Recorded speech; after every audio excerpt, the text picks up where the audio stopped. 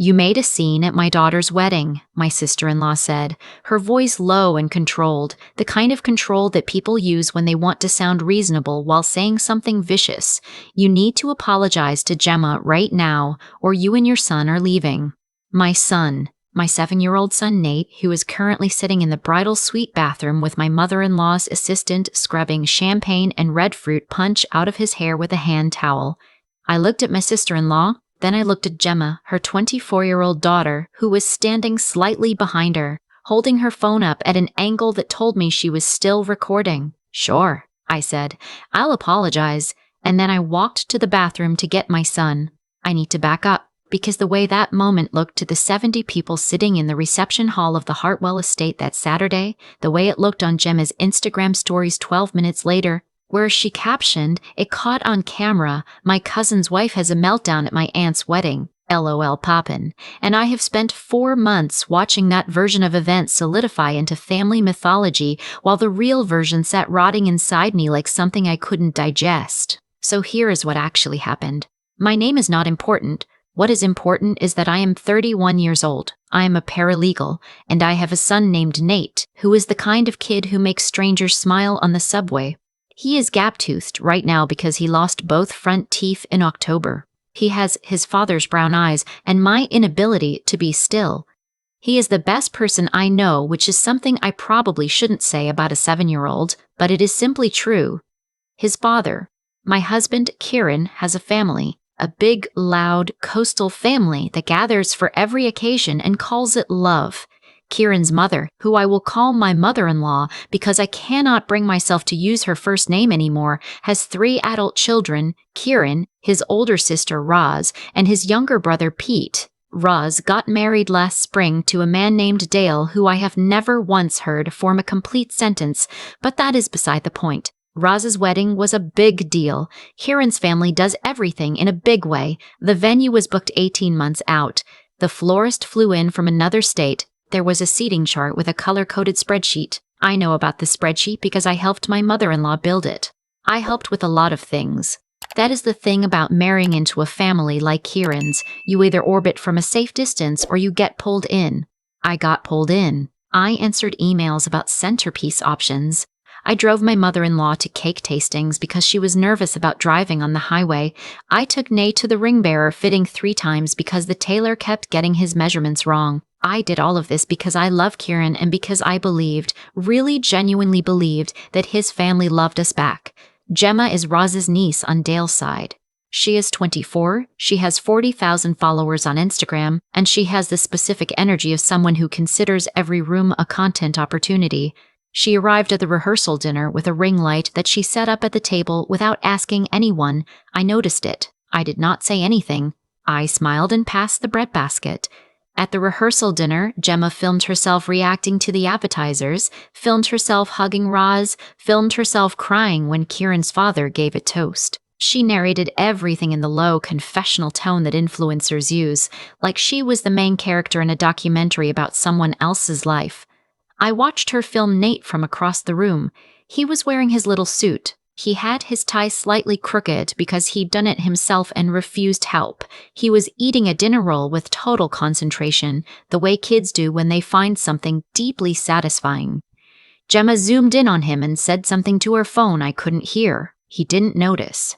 I told myself it was fine. The wedding day was beautiful. Genuinely beautiful. Roz looked stunning. The ceremony was outside on the lawn, and the October light was the kind that makes everything look like a memory while it is still happening. Nate walked down the aisle with the rings on a velvet pillow, and he only looked at me twice for reassurance, which I counted as a personal triumph. The reception moved inside.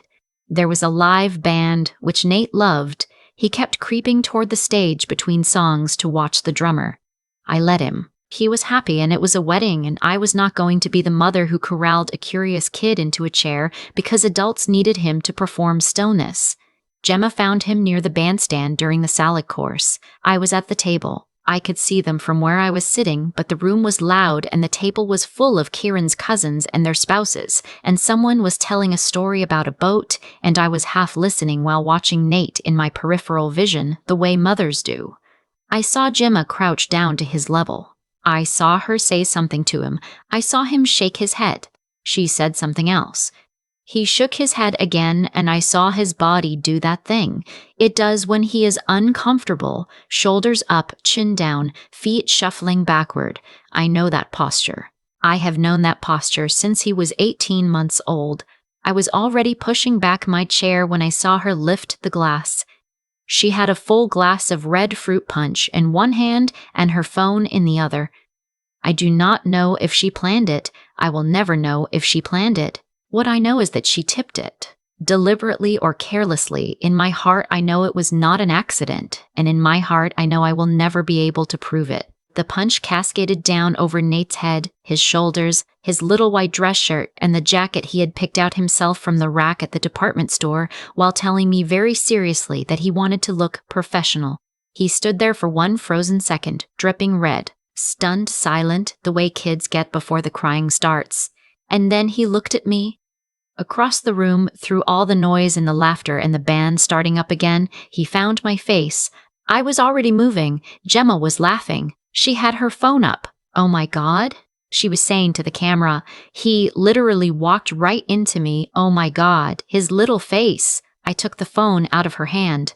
I did not smash it. I did not throw it. I closed my hand around it and lowered it to my side, which felt, in the moment, like an act of extraordinary restraint.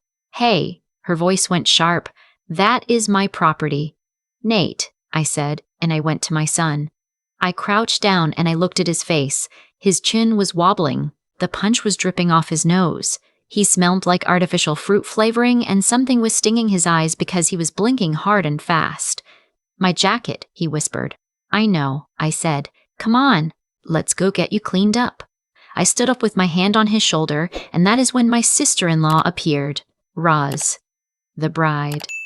In her white dress, looking at me with an expression I had never seen on her face before, cold, annoyed, like I was a problem she had not budgeted time for. "What is going on?" she said. "Gemma spilled punch on Nate," I said. "I'm taking him to clean up." She said he walked into her.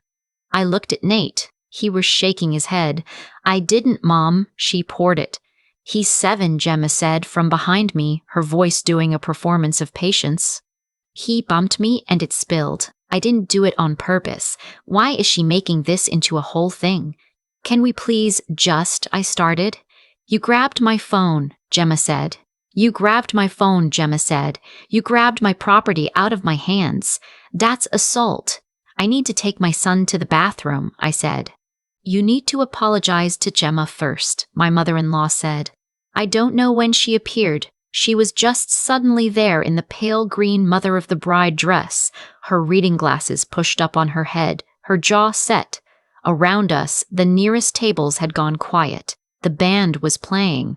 People were watching. "She just needs to say sorry," my mother-in-law said, her voice soft in the way that is worse than yelling. "Gemma is very upset. She has red punch on her dress too. We're all upset." I looked at Nate. His eyes were red. There was punch drying in his hair. He was trying very hard not to cry in public because we had talked about this, because he is sensitive and he knows it, and he tries so hard not to let anyone see it. "Okay," I said. "Let me take him to the bathroom and I will come back and we will handle this." "You'll apologize now," my mother-in-law said, "or you and your son can leave." I looked at her. I had helped her pick out her earrings for this wedding. She had held my hand in the jewelry store and said, "I'm so glad Kieran found you." That was 8 months ago. I looked at Nate. "Fine," I said. "We'll leave." The walk out of the reception hall was the longest of my life. I kept my hand on Nate's shoulder and I did not look at anyone and I did not cry. Nate was very quiet. Kieran caught up to us in the lobby. He had missed most of it from the other side of the room, and he was getting the story in fragments from texts as we walked, and I could see him trying to figure out how to be in 2 places at once. "Go back in," I said.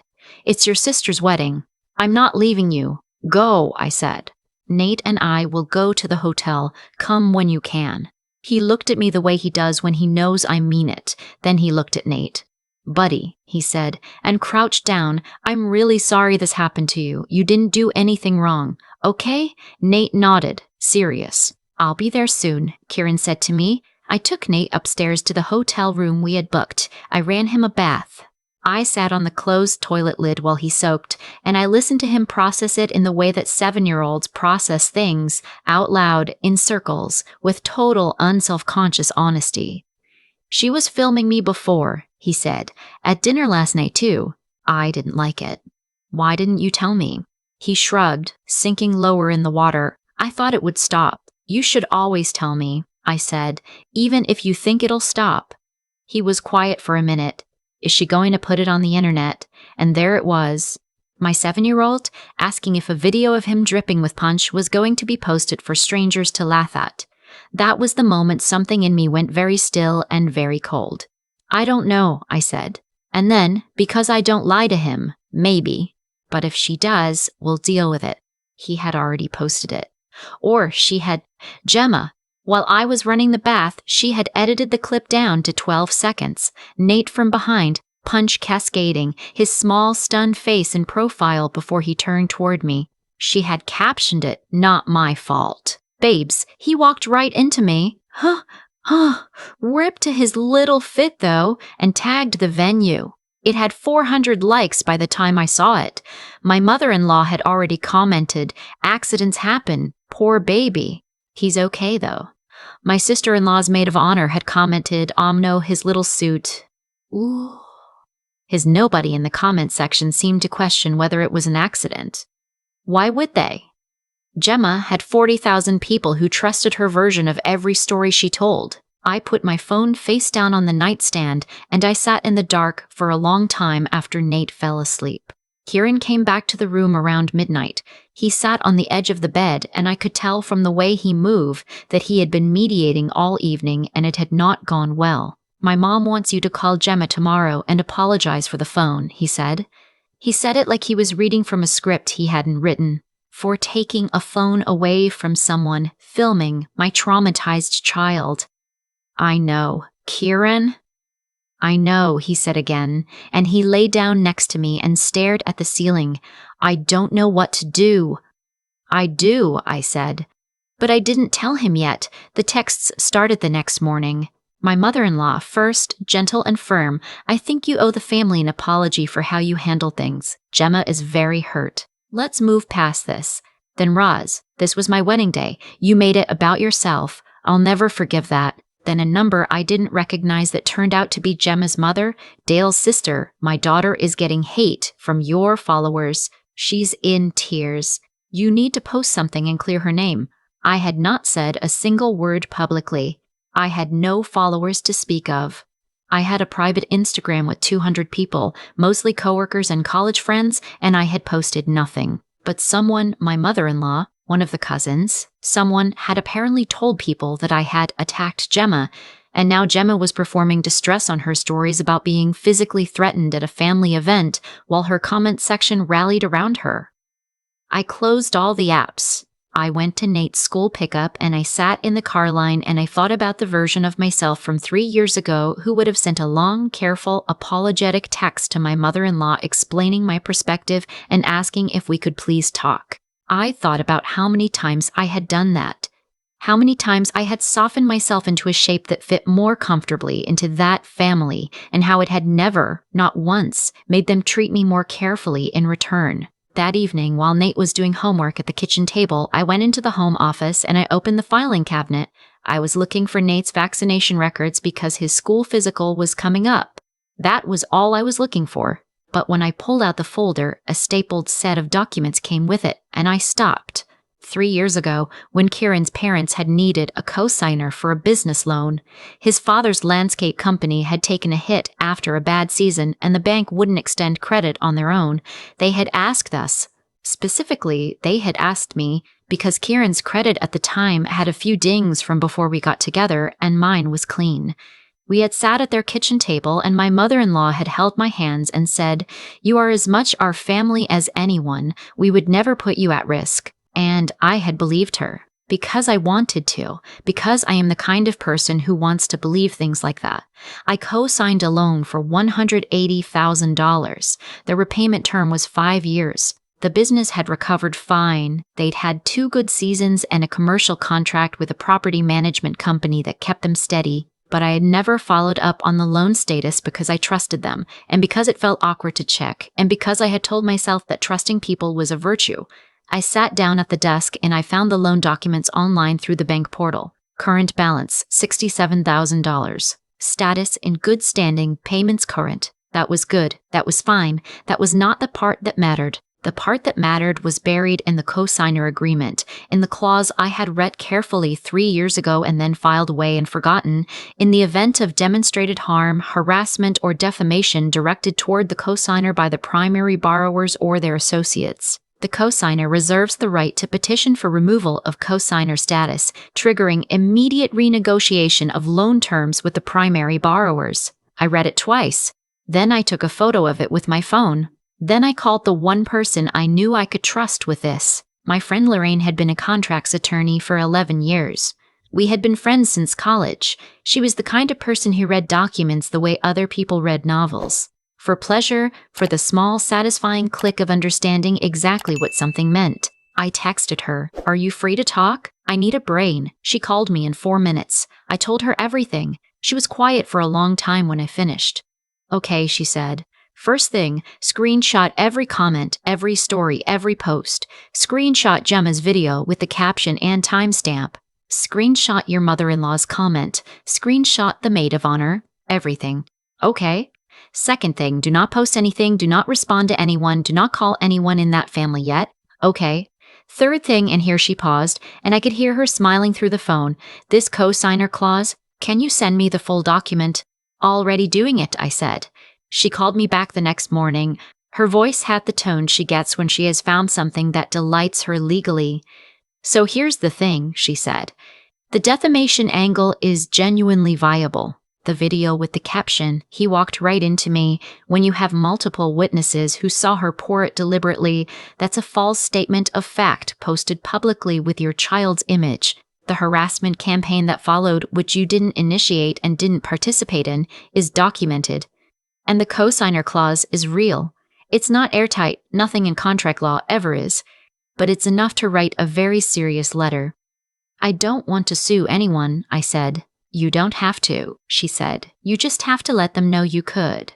She drafted the letter. I will not quote it here because it was dense with legal language, but the substance of it was this: a formal notice to my in-laws' landscape business that, in light of documented harassment and public defamation directed at the co-signer and her minor child, the co-signer was exercising her right under the co-signer agreement to initiate review of her status, and that failure to address the outstanding issues within 30 days would result in a formal petition to the lender. A petition to the lender, Lorraine explained to me, would not necessarily result in anything catastrophic. The loan was in good standing, but it would flag the account. It would trigger a review.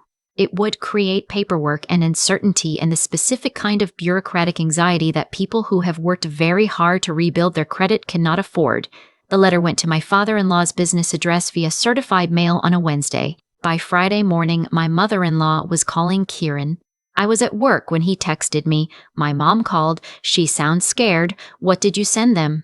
I texted back, "A letter from my attorney. I'll explain tonight." By Friday afternoon, she had called 3 times. By Friday evening, she appeared at our front door. I opened it. She was in her regular clothes, jeans, a fleece, and she looked smaller than she did at the wedding.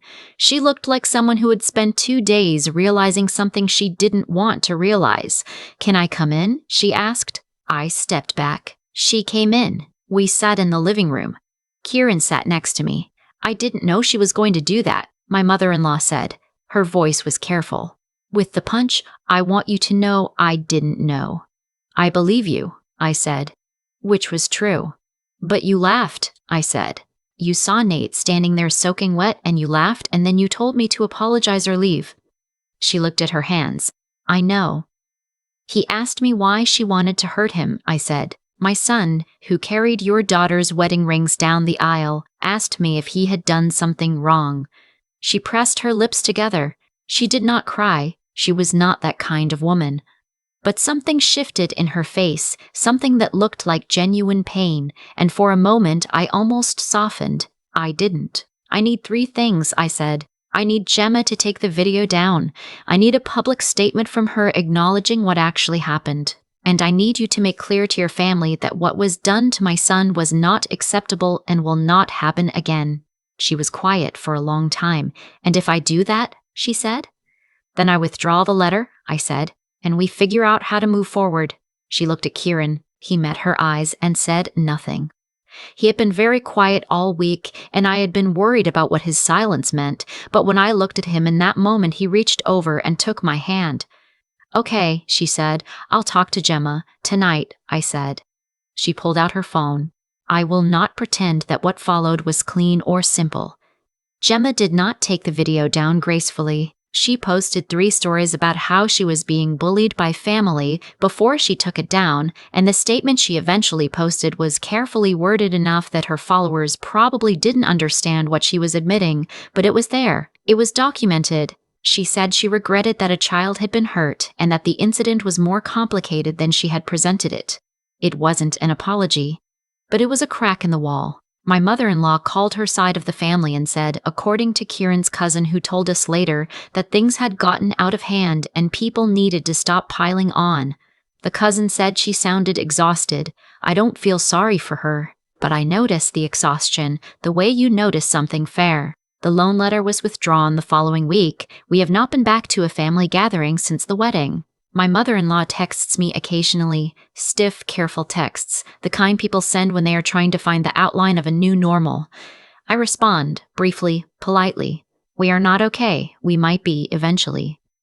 I don't know. What I know is that Nate started 2nd grade and his teacher says he is thriving. He lost his 3rd tooth last month and he left it under his pillow, and I left him $4 because I was feeling generous, and he decided that the tooth fairy must be a stock market investor. He is so funny. He is so completely effortlessly himself. On a Tuesday in November, 3 weeks after everything was resolved, he came home from school and found me at the kitchen table going over some files from work. He dropped his backpack, got himself a glass of water the way he's been doing since he could reach the tap, and then stood next to me and said, completely out of nowhere, "Mom, I think what Gemma did was mean, like on purpose mean." "Yeah," I said, "I think so too. He thought about this." "But you didn't yell at anyone." "No. How come?" I thought about how to answer this in a way that was true and also something a 7-year-old could hold. "Because yelling would have given them something to talk about instead of what they actually did," I said. "And I needed them to have to look at what they actually did." He considered this with great seriousness.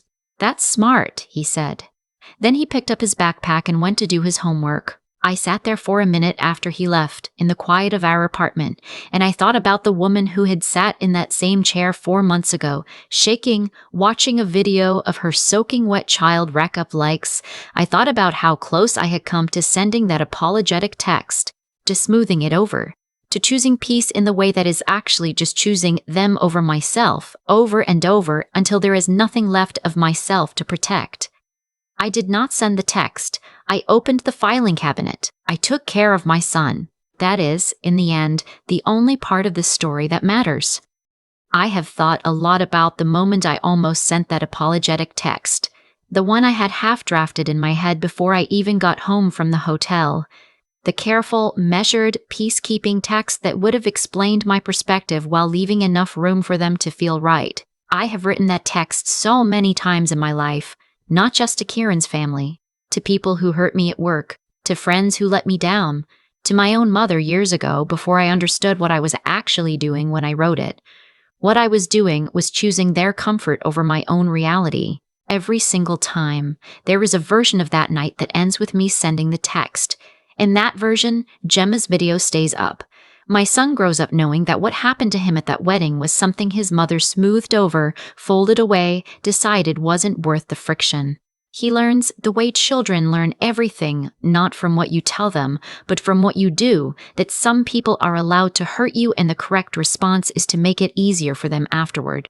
I could not let that be the thing he learned from me. What strikes me now, 4 months out, is how much of my own powerlessness I had built myself. I co-signed that loan because I wanted them to love me back. I answered the emails and drove to the cake tastings and redid the seating chart because I believed that if I was useful enough, helpful enough, flexible enough, they would eventually treat me like someone worth protecting. That is not a transaction. That is not how love works. But I did not understand that until I was sitting in a hotel room watching a video of my soaking wet child rack up 400 likes while his grandmother typed accidents happen in the comments. Cause and effect is not a complicated idea. What is complicated is being honest about your own role in a pattern. I kept showing up to a table that did not have a seat for me, and I kept being surprised when there was nowhere to sit. That is not bad luck. That is a choice I made over and over, dressed up as kindness. The thing about Lorraine's letter, the thing I want to be honest about, is that it was not revenge. I know it looked like it from the outside. I know Gemma's 3 stories about being bullied by family framed it that way, but what it actually was documentation. It was me finally speaking in a language they had to take seriously, because every other language I had tried, patience, accommodation, quiet endurance, had been interpreted as permission to continue. Nate asked me why I didn't yell. I told him that yelling would have given them something to talk about instead of what they actually did. That was true. But the fuller truth is this. I didn't yell because I had finally run out of the specific kind of fear that makes you perform your anger for people who won't hear it anyway. I was not calm because I was strong. I was calm because I was done. There is a difference between those two things, and I think it matters.